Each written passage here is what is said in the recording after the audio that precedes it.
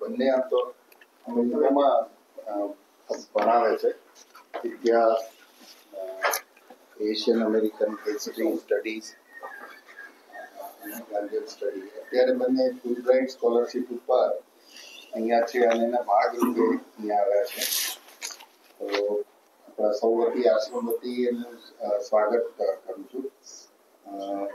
અને એમનો જે અભ્યાસનો વિષય છે એના અંગે આપણે વાત કરી હતી અને એમને આપણી સાથે આજના શુક્રવારમાં સાથે ઇન્ટરેક્ટ કરવા માટે સ્વીકાર્યું એ બદલ એમનો આભાર પણ વ્યક્ત કરું છું. હું એમનો જે વિનયભાઈનો પરિચય વાંચતો હતો તો બહુ થોડો ઇન્ટરેસ્ટિંગ છે. એમાં હિસ્ટ્રી પણ છે, ફિલ્મ પણ છે. એટલે આપણે પ્રશ્નોત્તરીનો જો અવકાશ રહેશે તો પૂછી પણ શકીએ કે આટલા જુદા જુદા વિષયોમાં એમને કેવી રીતે રસ છે ને શું કર્યું છે અંગે એની પણ થોડીક વાત કરીશું. પછી મીનાબેનનો પણ આપણે પછીથી લાભ લઈશું. આપકા भी थोड़ा परिचय करेंगे तो मैं विनय से विनती करूंगा आपका. धन्यवाद अतुल भाई. मैं गुजराती तो नहीं पढ़ता हूँ ना पूरी तरह समझता हूँ, लेकिन गुजराती और हिंदी में काफ़ी लफ्ज़ जो हैं बराबर हैं, तो काफ़ी कुछ मैंने समझ लिया. बहुत बहुत शुक्रिया. अतुल भाई ने मुझसे आपसे कुछ बात करने का अनुरोध किया और मैं आपके निमंत्रण के लिए आभारी हूँ. सबसे पहले मैं ये कहना चाहूँगा कि आपको याद होगा कि गांधी जी 1915 जनवरी में हिंदुस्तान लौट के आए. हिंदुस्तान आए, साउथ अफ्रीका से लौट के आए. 20 साल उन्होंने वहाँ गुजारे और उसके अगले साल बनारस हिंदू यूनिवर्सिटी का फाउंडेशन स्टोन जो था का इवेंट हुआ. तो उसमें गांधी जी भी आए और उन्होंने एक बात कही, और वो बात जो कही आप सबको तो मालूम होगा क्योंकि आप आश्रम में काम कर रहे हैं, लेकिन फिर भी वो कहना ज़रूरी है क्योंकि आप समझ जाएंगे मैं क्यों कह रहा हूँ. तो उन्होंने कहा कि देखिए, उन्होंने एक भाषण सुने और लोगों के सबने भाषण अंग्रेज़ी में दिए. उन्होंने कहा कि बड़ी शर्म की बात है कि हिंदुस्तान में ये सब लोग जो हैं अंग्रेज़ी में भाषण दे रहे हैं. तो मैं आपसे माफ़ी चाहता हूँ क्योंकि 30-31 साल से मैं अमेरिका में पढ़ा रहा हूँ और वहाँ हिंदी में बातचीत करने का मौका नहीं मिलता है, ना मैं हिंदी में पढ़ाता हूँ. तो मेरी हिंदी बहुत कमज़ोर हो गई है. तो ये आप अपने दिमाग में ये बात प्लीज़ रखिए. अब ये जो जिस विषय पे मैं बोलना चाहता हूँ वो है दांडी मार्च, नमक सत्याग्रह. इसके बारे में बहुत कुछ लिखा गया है और कई बारी लोग ये सवाल पूछते हैं कि अब आप क्या लिखेंगे जो पहले नहीं लिखा गया है. अब आप देखिए, शेक्सपियर के ऊपर कम से कम 50,000 किताबें लिखी हुई हैं, कम से कम 50,000 किताबें. और मुझे पूरा यकीन है कि हर साल 5,000 फिर लिखी जाएंगी, क्योंकि कुछ व्यक्ति होते हैं, कुछ ऐसी घटनाएं होती हैं इतिहास में जिसके बारे में आप हमेशा लिख सकते हैं. किस प्रकार से आप उसको देखेंगे वो अलग होगा, ठीक है. और आपको मैं आज कम से कम 3-4 आपको मैं जो है तस्वीर दिखाऊंगा, चित्र दिखाऊंगा जो आपने, मुझे पूरा यकीन है आपने कभी नहीं देखी हैं, कभी किसी ने नहीं देखी हैं. क्योंकि 30 साल से मैंने कम से कम 10,000 जो हैं तस्वीरें, कार्टून्स जैसे हैं गांधी के, हर जगह छपे, जर्मनी में, इंग्लैंड में, फ्रांस, इटली, स्वीडन.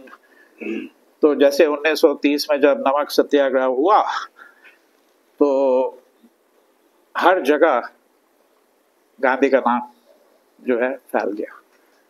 वो हर घर एक प्रकार से ऐसे कह सकते हैं कि हर घर के सामने खड़े हो गए दुनिया में.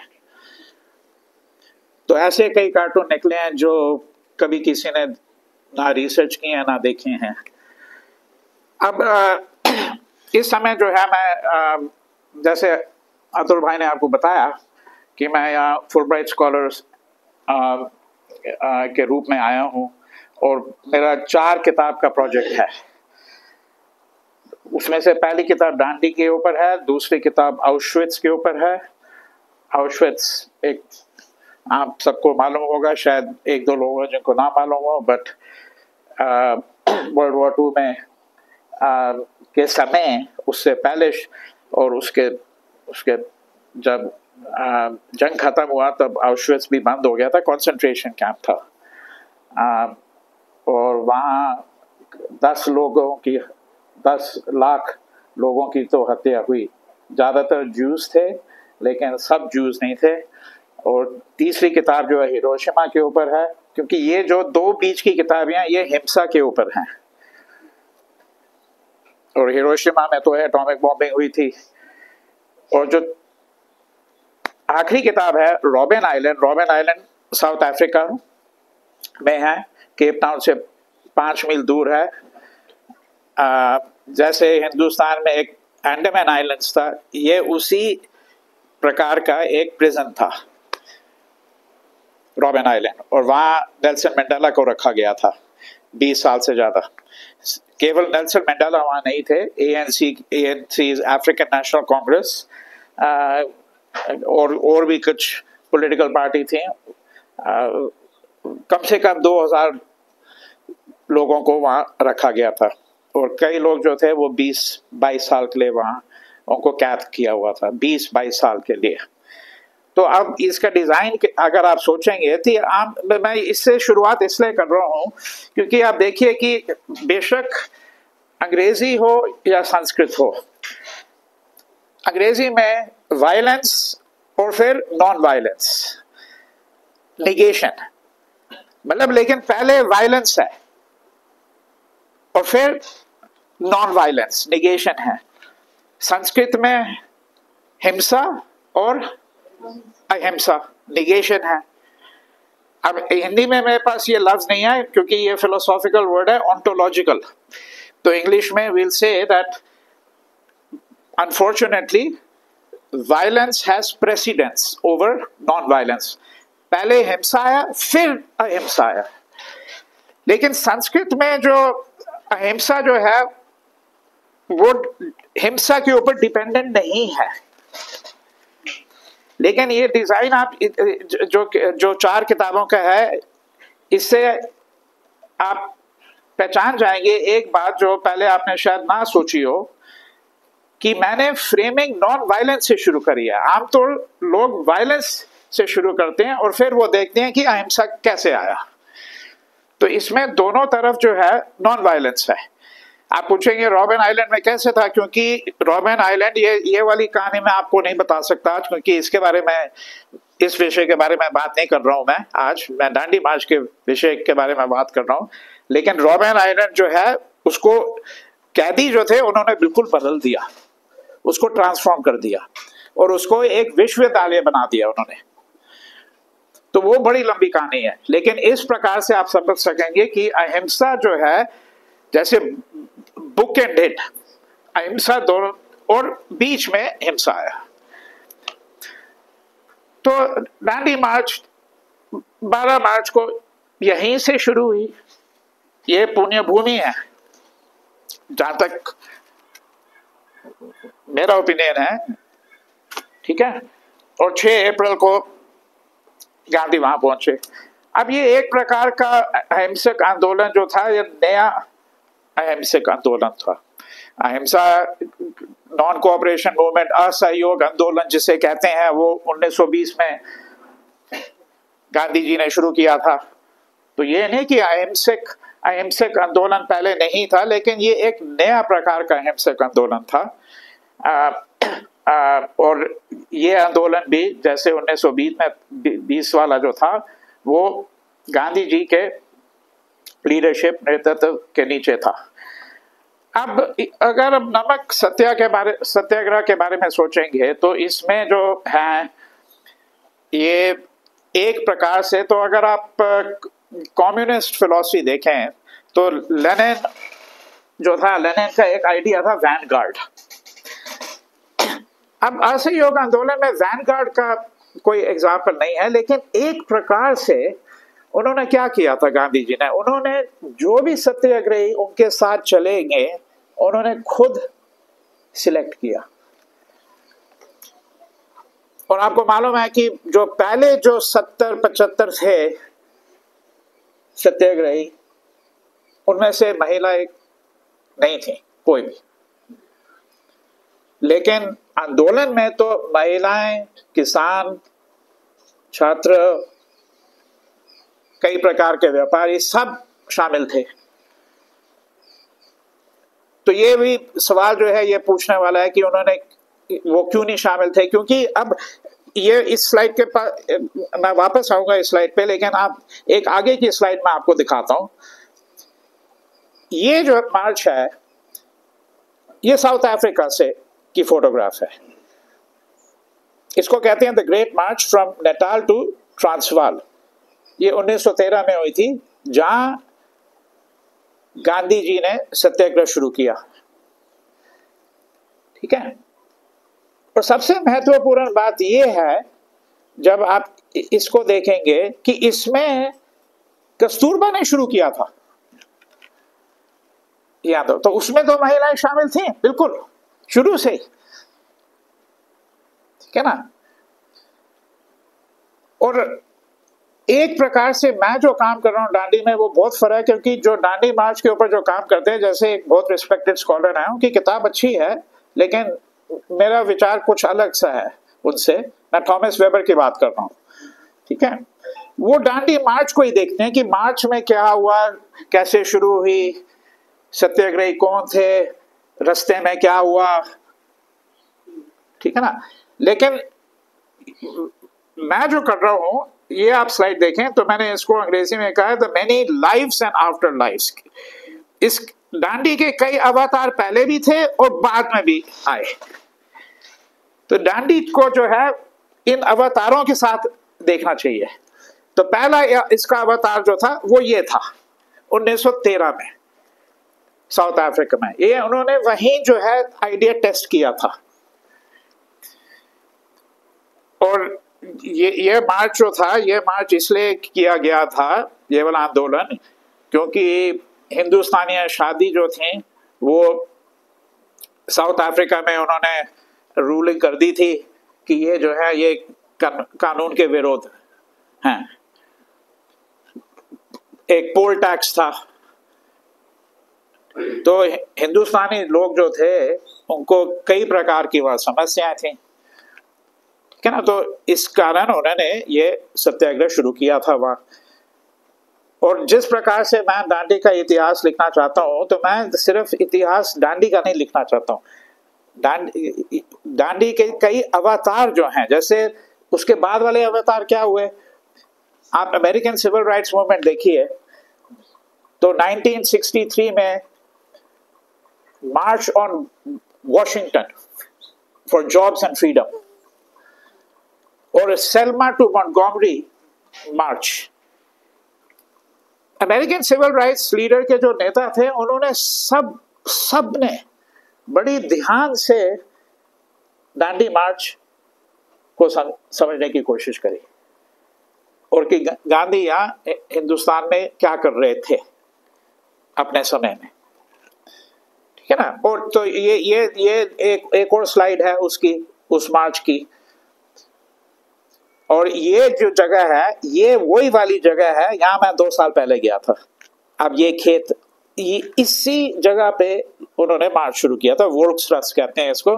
ये बॉर्डर है नेटाल और ट्रांसवाल का, और यहाँ इनको रोका गया था 6 नवंबर 1913 में, ठीक है ना। तो ये स्लाइड का मतलब यही है। और सिर्फ अमेरिका का एग्जाम्पल नहीं है, ना साउथ अफ्रीका, क्योंकि जैसे टर्की में एक पॉलिटिशियन है, ह्यूमन राइट्स एक्टिविस्ट हैं, कमाल किलिच-दारोग्लू, तो 432 किलोमीटर लॉन्ग मार्च पे वो गए थे अंकारा से इस्तांबुल, ओके। और उनको टर्कीज गांधी बुलाया जाता है। तो कई प्रकार की इस प्रकार की मार्च है, और उन्होंने भी काफी जो है दांडी के बारे में उन्होंने पढ़ा है, मुझे मालूम है, जो मैंने जो उनके बारे में जो थोड़ा बहुत रिसर्च किया था। अब इस वापस आते हैं इस स्लाइड पे, तो ये भी कहा गया था कि इस दांडी मार्च से गांधी ने क्या हासिल किया? क्योंकि आमतौर पे सबसे बड़ी क्रिटिसिज्म जो है, आलोचना जो है, वो यही है कि उन्होंने क्या हासिल किया? आजादी तो नहीं मिली 1930 में। अब मेरा विचार इसके बारे में बहुत अलग है, क्योंकि एक प्रकार से आजादी उस समय मिल गई, एक प्रकार से, ठीक है ना।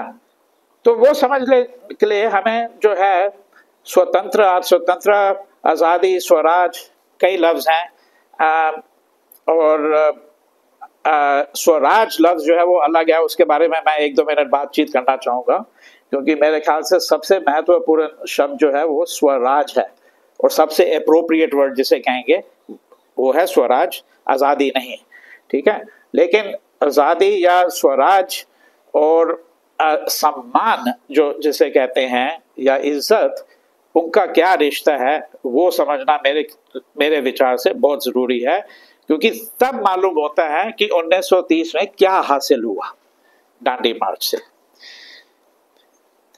अब स्वराज जो है लफ्ज, और आप वापस जाइए 1909 की जो किताब है हिंद स्वराज,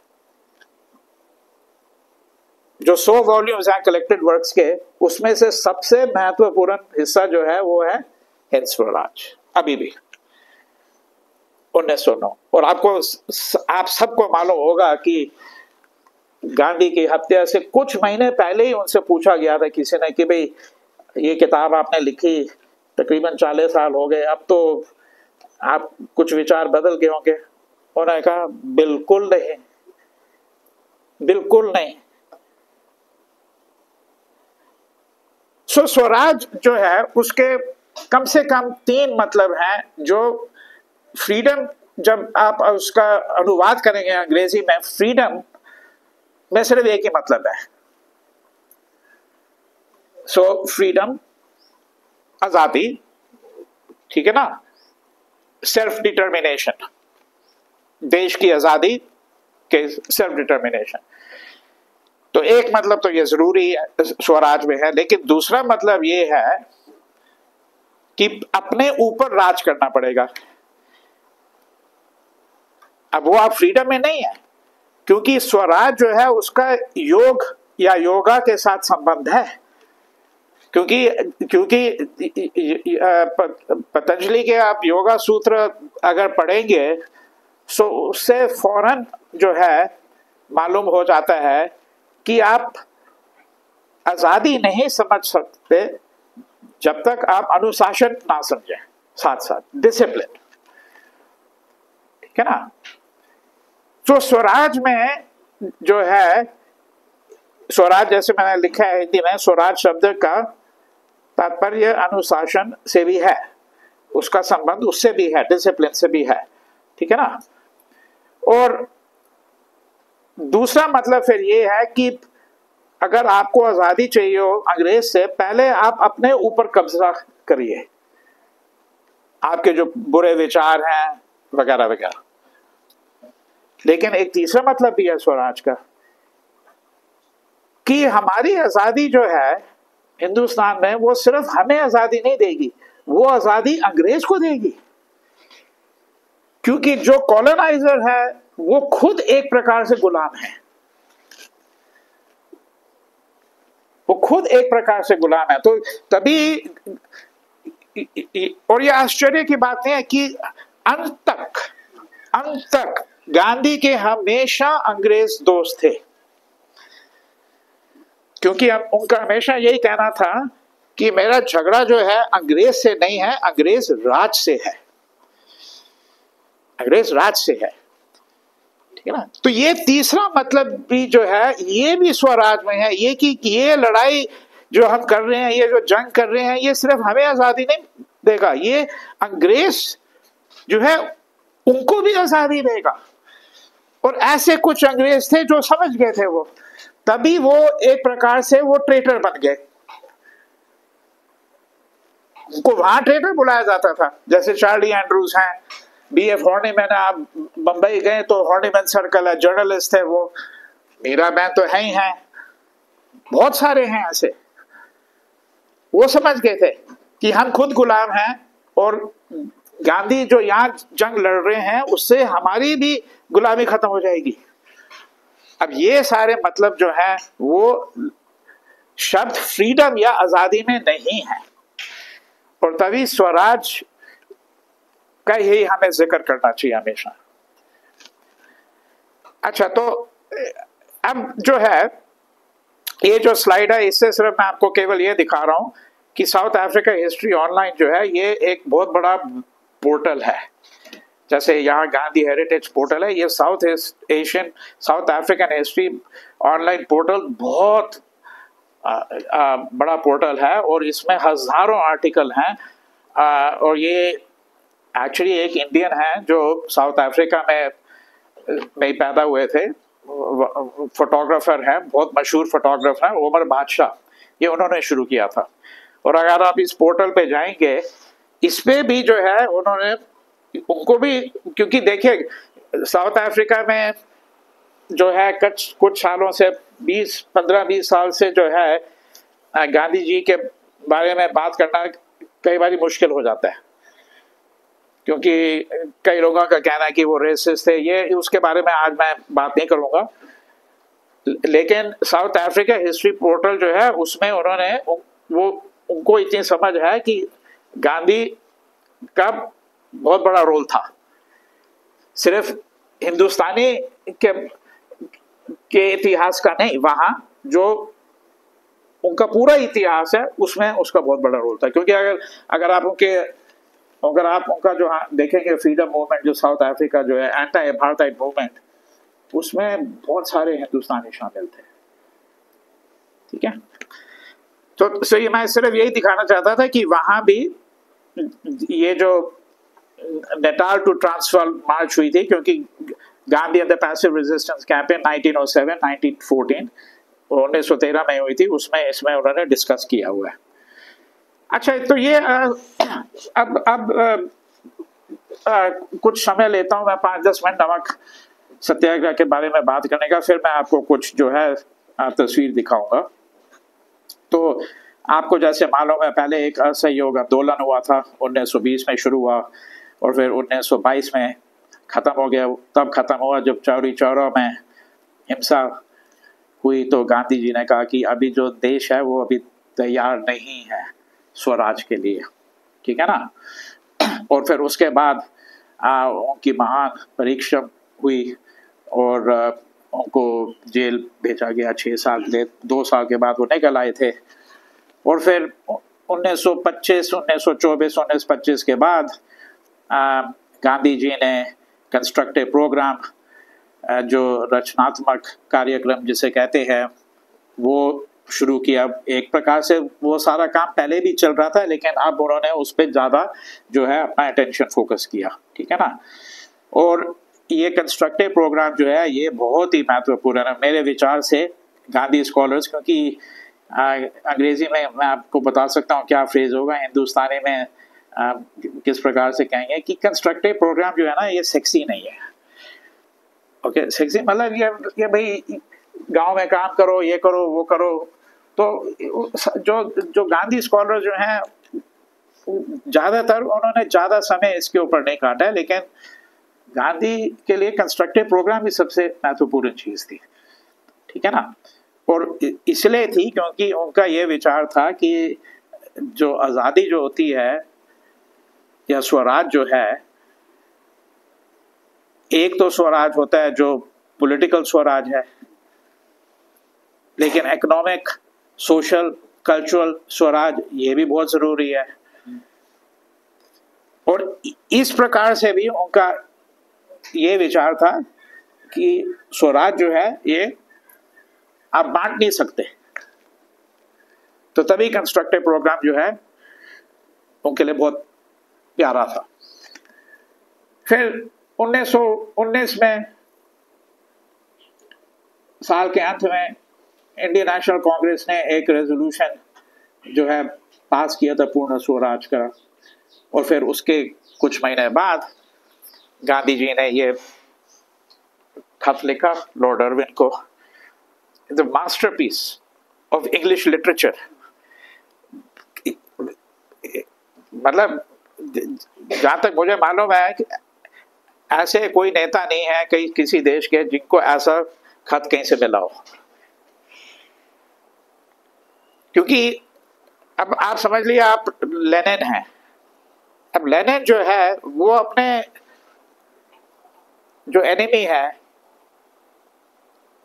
उनको पहले बताएगा थोड़ी ना कि मैं इस दिन जो है मैं ये करना चाहता हूं, मुझे आगे पकड़ के मुझे जेल में डाल दो।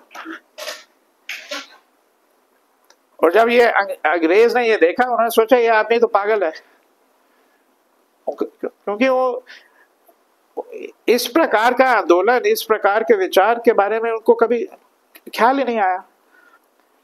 ठीक है ना। और ये भी बड़ी गजब की बात है कि ये जो उन्होंने खत लिखा, ये उन्होंने हैंड डिलीवर करवाया और एक इंग्लिशमैन को भेजा, और वो क्वेकर थे।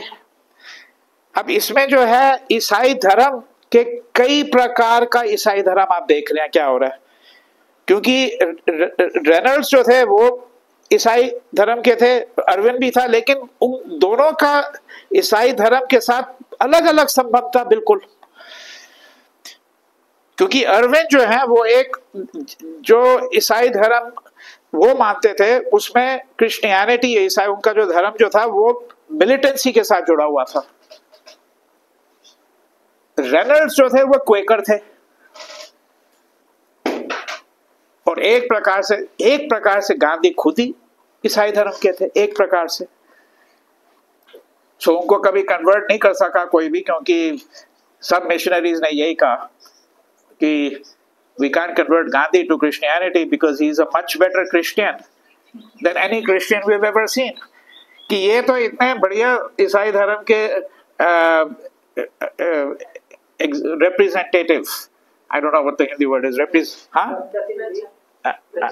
okay, represent, इस प्रकार के representative हैं ईसाई धर्म के, जो आपको अमेरिका, इंग्लैंड, जो जिस देश में ईसाई धर्म है नहीं मिलेंगे। ठीक है ना। तो ये मास्टर स्ट्रोक था गांधी की तरफ से, क्योंकि वो ये भी दिखाना चाहते थे कि अगेन कि मेरे देखिए अंग्रेज दोस्त हैं, मुझे आपके राज से समस्या है, मेरा जंग राज से है, आपसे नहीं है। ठीक है ना। अब इसमें जो है मैंने ये इस स्लाइड में इसके बारे में ज्यादा बातचीत नहीं करूंगा, लेकिन इस स्लाइड में मैंने ये समझाने की कोशिश करी थी कि इन्होंने नमक को क्यों पकड़ा। ठीक है, नमक को क्यों पकड़ा, तो कई लोगों ने बताया कि नमक को इसलिए पकड़ा कि हमारे जैसे देश में, हर देश में, लेकिन खासकर इस जैसे देश में जहाँ गर्मी बहुत है, आपको नमक तो चाहिए ही होगा। ठीक है ना। डिहाइड्रेशन का खतरा बहुत होता है, और नमक हर इंसान को चाहिए, हर इंसान को चाहिए। और नमक के ऊपर टैक्स था, वो टैक्स जो था इसके बारे में उन्होंने पहली बारी 1905 में बात करी। अगर आप कलेक्टेड वर्क्स देखेंगे, ये नहीं है कि एक दिन 1930 में उठ गए, सोए हुए थे, फिर सडनली ख्याल आया कि यार नमक को पकड़ लो। नहीं, 25 साल से नमक के बारे में सोच रहे थे वो, बिल्कुल। क्योंकि आप देख सकते हैं कि 1905 में उन्होंने पहली बारी बात करी, और फिर हिंद स्वराज में फिर उसका जिक्र किया, जब उन्होंने कहा कि ये छोटा सा अन्याय नहीं है, it is not a small injustice. ये फ्रेज आप हिंद स्वराज में आपको मिलेगा। ठीक है ना। और ब्रिटिश सरकार का नमक के ऊपर मोनोपोली थी, तो इसीलिए उन्होंने नमक को पकड़ा। है ना। और जैसे मैंने स्लाइड में बताया, और भी कई प्रकार की गांधी की राइटिंग्स हैं जिसमें उन्होंने नमक के बारे में बातचीत करी। और ये कांग्रेस बुलेटिन है, मार्च 7 1930 में, जब जहां ये खत जो है पब्लिश हुआ था। ये पहला पेज है उसका, और ये जो है ये गूगल मैप्स में आप देख सकते हैं। लेकिन अब ये भी मैं आपको आप समझ जाएंगे क्यों मैंने गूगल मैप्स का क्यों पहले जो है आपको तस्वीर दिखाई है। और आप ये देखिए, अब दोनों में बहुत फर्क है, बहुत फर्क है। जगह तो वही है जहां से उन्होंने शुरू किया, और जहां मार्च खत्म हुई वो भी वही जगह है। लेकिन आप किस प्रकार से उसको इमेजिन करेंगे, किस प्रकार की कल्पना होगी उसके बारे में, वो बिल्कुल अलग है।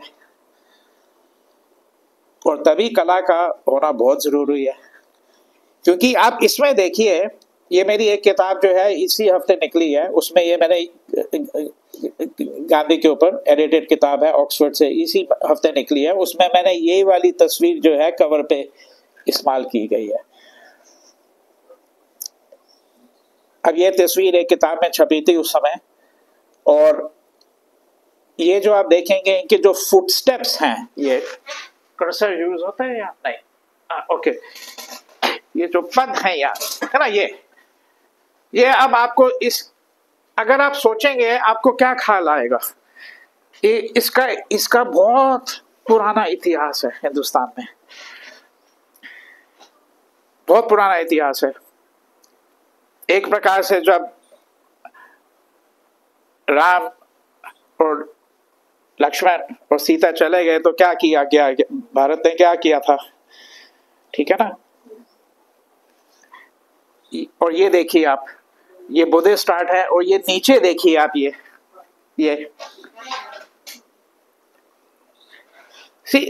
सो जिस कलाकार ने ये बनाई उसको एक प्रकार से वो क्या कर रहे हैं, वो सिर्फ ये नहीं दिखा रहे हैं कि कहां से शुरू की मार्च और कहां तक पहुंचे, वो ये भी बता रहे हैं साथ साथ कि एक प्रकार से हमारे जीते जीते एक बुद्ध यहाँ हैं, और उनका नाम है मोहनदास गांधी।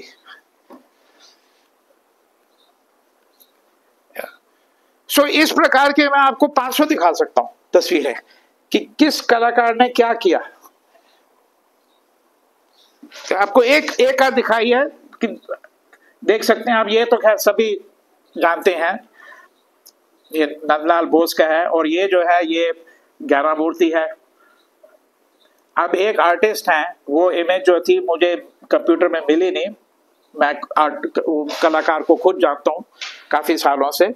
उन्होंने क्या किया, उन्होंने ये वाला जो था इसकी फोटोग्राफ करके उसको बदला। कैसे बदला कि गांधी जो है आगे चल रहे हैं तो जीजी स्कारी है उनका नाम, क्या, और 11 मूर्ति हैं उनके भी फोटोग्राफ में। लेकिन उन्होंने क्या किया है, गांधी इस तरफ देख रहे हैं और चल रहे हैं, और बाकी सब जो है इस तरफ उल्टी तरफ देख रहे हैं और चल रहे हैं। और इस प्रकार से वो बताना चाहते हैं कि देश जो है अलग हो गया गांधी से। तो कलाकार जो है बहुत कुछ कर सकते हैं दांडी मार्च के साथ। ये फोटोग्राफ्स जो हैं, ये मार्गरेट बोर्कवाइट वगैरह का तो आपने नाम सुना है, ये बॉसहार्ट की हैं, ये बहुत रेयर फोटोग्राफ्स हैं ये वाली। और एक जो है मैं आपको एक छोटा सा, ये YouTube पे ही है लेकिन कई लोगों ने देखा नहीं है, पता नहीं चलेगा नहीं चलना चाहिए।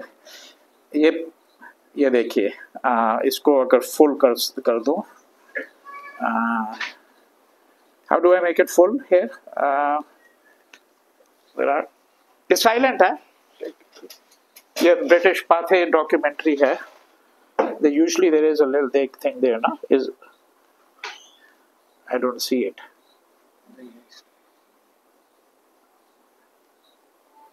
It's not here, ना? anyhow ये जरा सा देख सकते हैं, एक मिनट लंबी है, या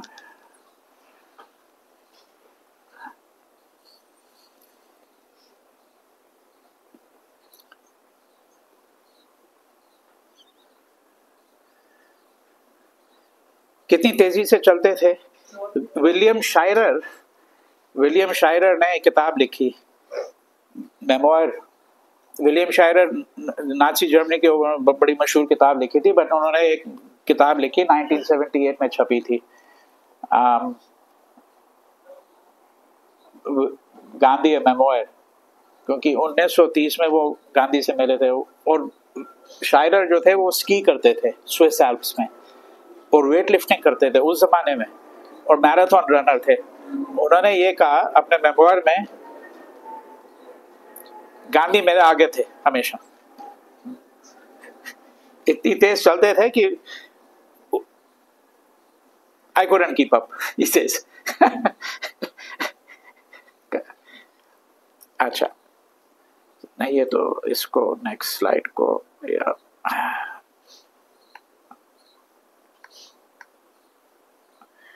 सो ये वही विलियम बॉसहार्ट की फोटोग्राफ्स हैं। इसमें से कई आपने शायद देखी होगी, ये वाली शायद नहीं देखी होगी क्योंकि ये आमतौर पे नहीं छपती है। और ये जो है ये प्रिंट है। तो मैंने एक किताब अभी छापी थी 2-3 साल पहले, उसमें नेशनलिस्ट प्रिंट्स, इसको नेशनलिस्ट प्रिंट्स कहते हैं।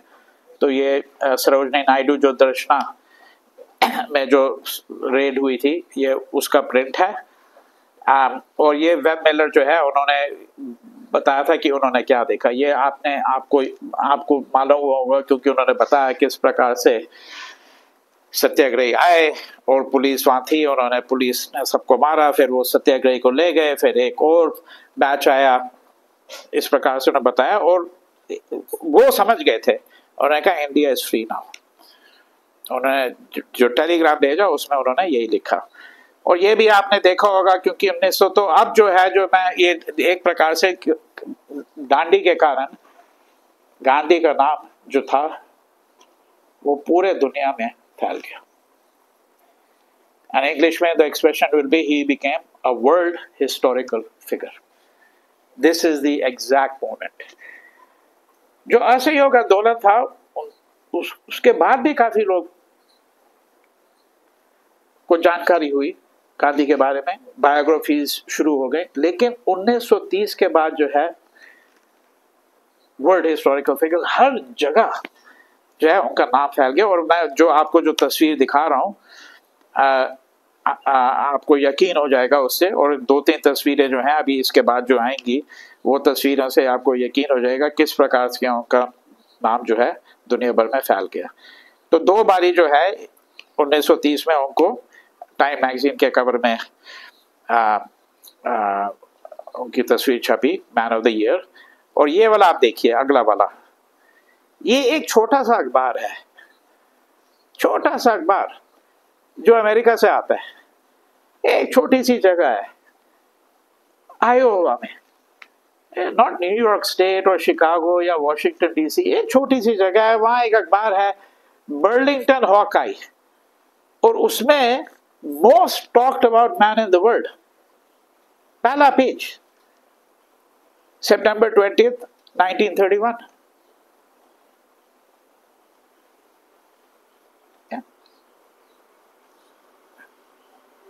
और ये जो कार्टून्स मैं आपको दिखा रहा हूं, ये जो है ये जर्मन मशीन से हैं, मैगजीन से हैं, जर्मन मैगजीन से हैं, जर्मन डच मैगजीन से हैं। तो आप ये डेट देख सकते हैं, 9 मई 1930, तो दांडी मार्च के खत्म होने के 1 महीने बाद। और ये जो है ये नमक है, और ये this is in English it's called salting the tiger's tail. तो इस प्रकार के कार्टून हर जगह छपने लग गए, हर जगह देखिए। और फ्रंट पेज कवर, अब ये वाला देखिए आप, क्लाडरडाश, ये 1930, फिर बर्लिन से निकली 18 मई 1930। अब ये जो है ये इसमें गांधी को बॉक्सर दिखाया हुआ है एक प्रकार का, ठीक है, एक प्रकार से जो हमारे देवता होते हैं कि 10 सात वगैरह, ठीक है ना। तो ये जो दूसरे बॉक्सर हैं ये बड़े फ्रस्ट्रेट हो गए हैं कि भी उनके साथ झगड़ा हो रहा है, तो वो उनके जो टांग जो है उसके ऊपर वो बाइट करने लगते हैं। इस कार्टून में ये दिखाया गया। सो इस प्रकार की मैं तस्वीरें कह रहा हूं जो कभी ना छपी हैं, जब ओरिजिनली छपी उसके बाद किसी ने नहीं देखी हैं, ना किसी ने काम किया, और ऐसी हजारों हैं, आप यकीन करिए, क्योंकि हर देश में ये इस प्रकार के कार्टून निकलने लग गए। ये भी वही है, the tail salter, Gandhi the tail salter, ये कार्टूनर्स बहुत मशहूर हो गए थे बाद में। पोलो कैरेटो हैं, और ये जो कार्टून है ये छपा गया था ग्राफिक में। ये एक और कार्टून है उसी प्रकार का, ठीक है।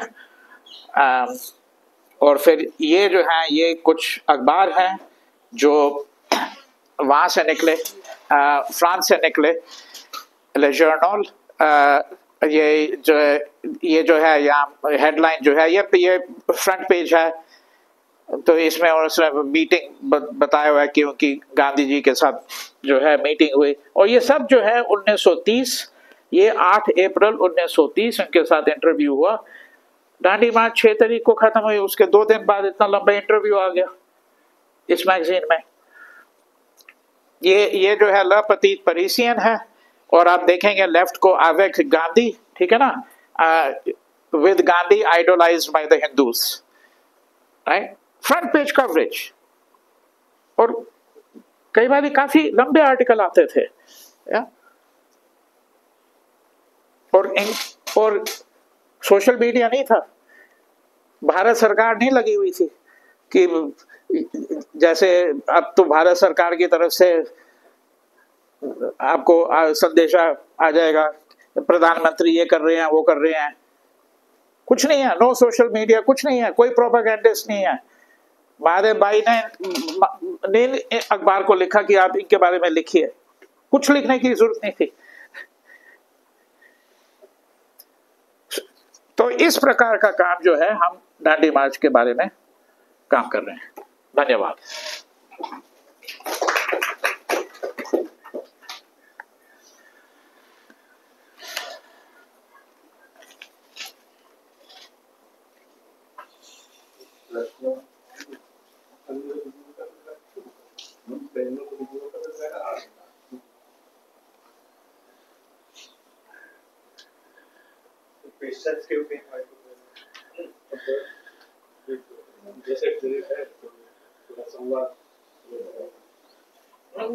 अंग्रेज भी गुलाम, वो एक बड़ा फोकस। फिर से कहिए, अंग्रेज की गुलामी। हाँ, 3 प्रकार। हाँ, स्वराज के क्या 3 मतलब हैं? तो एक तो मतलब वही है जो जैसे आजादी कहेंगे, ठीक है, देश की आजादी। दूसरा है अपने ऊपर राज करें पहले, और ठीक है, स्वराज, ठीक है ना, अपने ऊपर राज करना है। तो अपने जो बुरे विचार हैं, गांधी जी के जो 3 बंदर थे वो उसके साथ संबंध है, ठीक है ना। तो वो दूसरा मतलब हुआ। तीसरा मतलब स्वराज का जो उनके मन में था वो ये है कि ये लड़ाई जो है, ये जंग जो है, ये सिर्फ हमारी आजादी के लिए नहीं है। अंग्रेज जो है वो खुद गुलाम है, लेकिन वो पहचानते नहीं है। जिस प्रकार से मैं ये कहूंगा कि देखिए, अगर एक आदमी जो है वो अपनी पत्नी को मारता है, उसको अब्यूज करते हैं वो, तो हम सब ये सोचेंगे कि वो औरत जो है उनको इस आदमी से छुटकारा मिलना चाहिए, आजादी मिलनी चाहिए। लेकिन जो आदमी वो ये कर रहा है इस प्रकार का हिंसा, वो खुद जो है उसको भी आजादी की जरूरत है, वो भी गुलाम है। कि आप किसी के ऊपर ऐसी हिंसा नहीं कर सकते जब तक आपके दिमाग में ऐसी बातें हैं जो मिटानी पड़ेगी। अब अमेरिका में पढ़ाते हैं तो ज्यादा तो मतलब नई जनरेशन के काफी बच्चे पिछले 10-15-20 साल में आपके पास आए होंगे, तो उनका गांधी के प्रति क्या कुछ रवैया होता है, या क्या एक्सपोजर होता है, या तो फिर क्या है? नहीं, खास नहीं। बहुत बहुत स्टूडेंट्स आए हैं। 31 साल से मैं एक ही यूनिवर्सिटी में पढ़ा रहा हूँ, और आप लॉस एंजलिस जैसी जगह में रहेंगे तो वहाँ इंडियन स्टूडेंट्स बहुत हैं। वो यहाँ से नहीं जो गए, जो उनका जन्म वहीं हुआ, ठीक है ना, जो हेरिटेज स्टूडेंट्स जिसे कहते हैं, उन्होंने नाम तो सुना हुआ है, लेकिन और सिविल राइट्स मूवमेंट के कारण जो है थोड़ा बहुत उसके कारण भी उनको मालूम होता है, जो ज़्यादा पढ़े लिखे हैं। लेकिन गांधी ने के जो विचार हैं वो सिर्फ आज़ादी के बारे में नहीं थे, उन्होंने हर चीज़ के ऊपर लिखा है। अब आप आश्रम की जो बुक शॉप है उसमें जाइए, Gandhi's guide to nutrition to health, constructive programme, welfare of the cow, मतलब ऐसा कोई विषय नहीं था जिनके बारे में उन्होंने सोचा नहीं। पैलेस्टाइन में जो जंग चल रहा है, मैंने एक बहुत लंबा आर्टिकल लिखा था 15 साल पहले, 30 पेज आर्टिकल पैलेस्टाइन के ऊपर, उन्होंने बहुत विचार किया। लेकिन ये सब जो है ये कोई नहीं जानता है। जो स्टूडेंट्स हैं, वैसे आजकल के स्टूडेंट तो वैसे ही अलग प्रकार के हो गए हैं, क्योंकि उनके लिए जो है पढ़ाई का मतलब यही होता है कि आप कॉलेज आओ, आपने 4 साल या 3 साल वहाँ, अमेरिका में 4 साल है, 4 साल जो है ट्यूशन दी, उसके बाद नौकरी मिल जानी चाहिए। अब पढ़ाई का नौकरी के साथ जरूर संबंध क्यों है? नहीं होना चाहिए। पढ़ाई तो होनी चाहिए कि आपका दिमाग खुले, जरा समझ आए कि दुनिया क्या है, इतनी बड़ी दुनिया है, क्या क्या हो रहा है।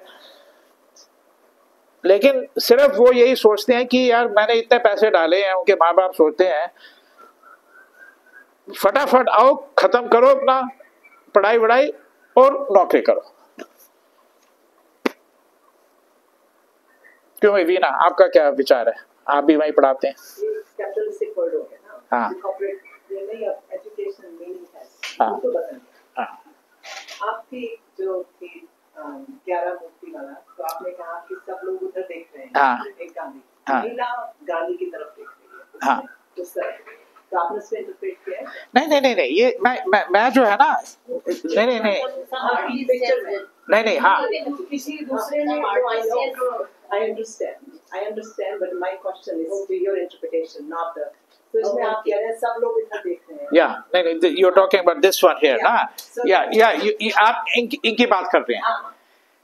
That will be hard to say because it's not like she's really looking, दूसरी तरफ देख रहे हैं।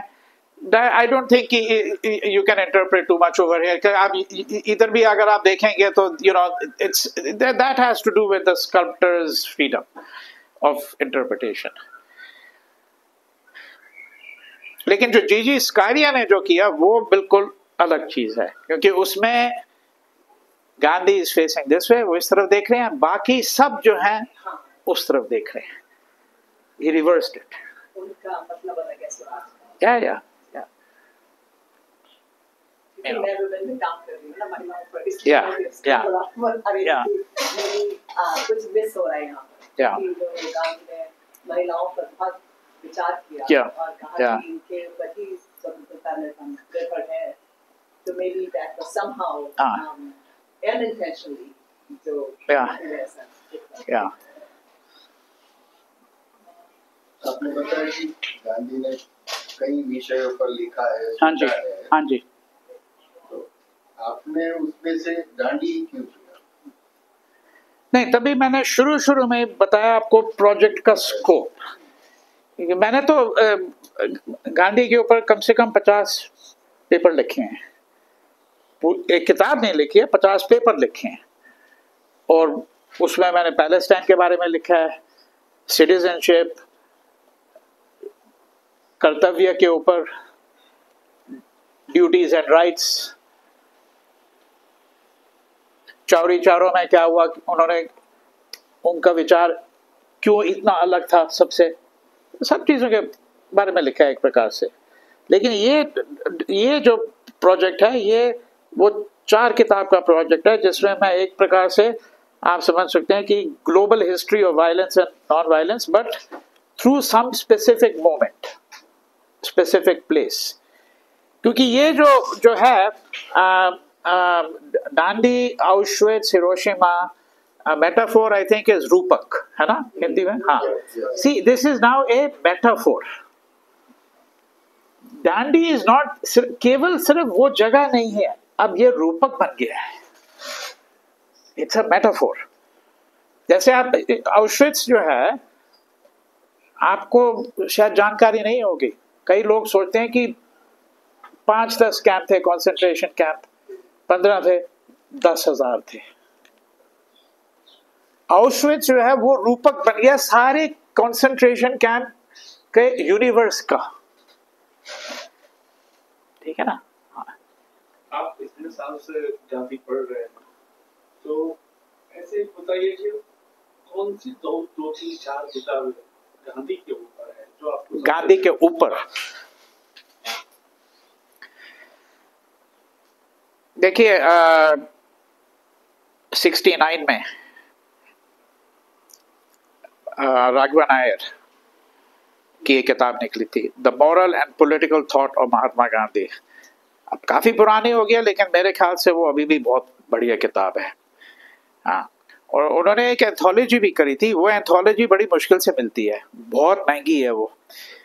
3 वॉल्यूम की उन्होंने एंथोलॉजी की थी, क्लैरेंटन प्रेस ऑक्सफोर्ड से छपी है वो सिलेक्शन बेस्ट है। बहुत लोगों ने एंथोलॉजी की है, त्रिदीप भाई ने करी है 1 वॉल्यूम की छोटी सी, और गोपाल गांधी ने करी है, कितनी एंड्रूज ने करी थी उस समय में, कम से कम 100-200 एंथोलॉजीज तो आराम से हैं, आराम से। लेकिन राघवन नायर की जो 3 वॉल्यूम का सिलेक्शन है वो अलग प्रकार का है, हाँ बिल्कुल। लेकिन उन्होंने, और उसके साथ उन्होंने एक किताब भी लिखी, the moral and political thought of Mahatma Gandhi, publish by Oxford university press. उसके अलावा देखिए, अब मैं आपको एक किताब का नाम बताऊंगा, वो आजकल कोई नहीं पढ़ता है। गांधी स्कॉलर्स मैं मिल चुका हूँ, दुनिया के मशहूर गांधी स्कॉलर तकरीबन किसी ने नाम ही नहीं सुना होगा। मैंने ये किताब पढ़ी जिसका मैं आपको नाम बताता हूँ 1 मिनट में। जब मैं 21 साल का था, मैंने ऑटोबायोग्राफी तो मैंने पढ़ ली थी तब तक, हिंद स्वराज, सत्याग्रह साउथ अफ्रीका, 1-2 किताबें भी, लेकिन वो किताब से जो है मैं अलग दुनिया में पहुंच गया। D.F. Karaka was a Parsi journalist, okay, और किताब का नाम है He took us out of dust and turned us into men. Beautifully written. बहुत स्कॉलरली नहीं है, फुटनोट नहीं है, उनका इंप्रेशन क्या था, किस प्रकार से, जैसे विलियम शायरर का था। अगर आप स्कॉलरली किताबें देखेंगे तो एक किताब है, वो हमारे दोस्त हैं एक्चुअली, ऑक्सफोर्ड में पढ़ाते हैं, कठिन किताब है, और उसके साथ काफ़ी, किताब के साथ भी आप काफ़ी झगड़ा कर सकते हैं, बातचीत कर सकते हैं। फैजल देव जी की लिखी हुई है, ओके, द इम्पॉसिबल इंडियन, मेरे ख्याल से वो बहुत अच्छी किताब है। अजय स्कारिया की जो किताब है गांधी और रिलीजन के ऊपर, धर्म के ऊपर, उसके बारे में भी मैं चर्चा करूंगा। कई किताबें और हैं जो याद दिमाग में आएंगी। हाँ,